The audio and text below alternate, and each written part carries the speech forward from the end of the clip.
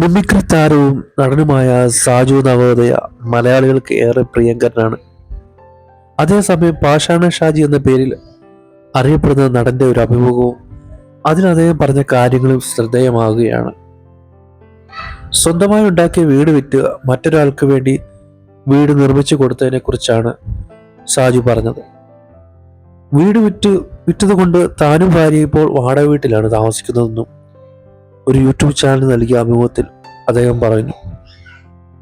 ഒരാളെ സഹായിച്ചത് ആരോടും പറയുകയോ വാർത്താ പ്രാധാന്യമാക്കി മാറ്റുകയോ ചെയ്യാത്ത സാജുവിനെ അഭിനന്ദിക്കുകയാണ് ആരാധകരിപ്പോൾ.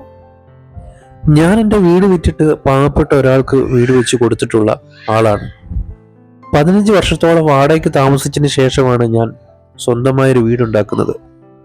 ആ വീട് വിറ്റിട്ട് 10 ലക്ഷം രൂപ കൂടി ഇട്ടിട്ടാണ് വേറൊരാൾക്ക് വീടുണ്ടാക്കി കൊടുക്കുന്നത്. അദ്ദേഹം ക്യാൻസർ രോഗിയാണ്. അയാൾക്ക് ഒരു നേരത്തെ മരുന്ന് വാങ്ങിക്കൊടുക്കണമെന്ന് പറഞ്ഞപ്പോൾ ഞാനും എൻ്റെ ഭാര്യയും കൂടി കാണാൻ പോയതാണ്. ഫ്ലെക്സ് കൊണ്ട് മറിച്ചൊരു വീടാണോ?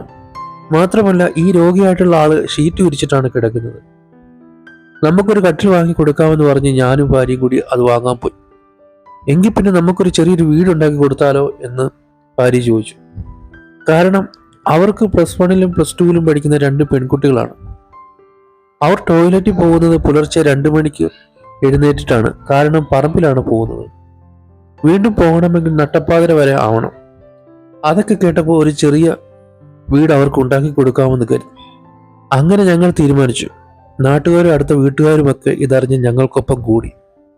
എല്ലാവർക്കും കൂടി വലിയൊരു വീടാക്കാമെന്നാണ് അവർ പറഞ്ഞത്.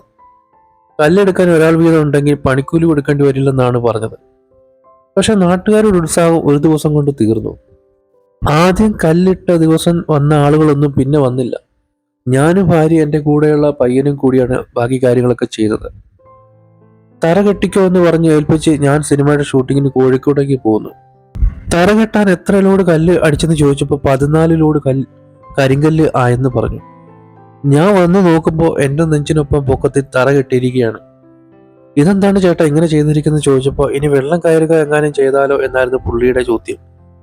എന്തായാലും പിന്നെ ഞാൻ തന്നെ കൂടെ നിന്ന് വീട് നിർമ്മിച്ചു കൊടുത്തു. 2 bedroom, attached bathroom, hall, kitchen ഒക്കെയുള്ള ആ വലിയ വീട് ഞാൻ നിർമ്മിച്ചു കൊടുത്തു. ഇപ്പോൾ ആ കുഞ്ഞുങ്ങൾ നല്ല ടോയ്ലറ്റിൽ പോകുന്നു. ആ ഫാമിലി ഇപ്പോൾ ഹാപ്പിയാണ്. ഇടയ്ക്ക് എന്നെ ഭാര്യയും വിളിക്കാറുണ്ട്. ഞാനിപ്പോൾ വാടകയ്ക്കെടുത്ത ഫ്ലാറ്റിലാണ് താമസിക്കുന്നത്. എനിക്കും എൻ്റെ ഭാര്യയ്ക്കും ഞങ്ങളുടെ സന്തോഷമാണ് പ്രധാനം. ഞങ്ങൾക്ക് കുഞ്ഞുങ്ങളുമില്ല. ഞാനിതൊക്കെ ചെയ്യുമ്പോൾ എൻ്റെ ഭാര്യ ഒരു പടി മുന്നിൽ നിന്നുമാണ് ചെയ്യുന്നത്. ഇനി എൻ്റെ ഭാര്യയുടെ ആഗ്രഹം ഒരു സ്ഥലം വാങ്ങി അവിടെ നല്ലൊരു വീടുണ്ടാക്കി ആരോരുമില്ലാത്ത അമ്മമാരെയും അച്ഛന്മാരെയും പാർപ്പിച്ച് അവരുടെ കൂടെ ഞങ്ങൾക്ക് ജീവിക്കാമെന്നാണ്. അത് തന്നെയാണ് എൻ്റെ തീരുമാനം. ഞങ്ങളുടെ സന്തോഷമാണ് ഞങ്ങളുടെ ജീവിതം.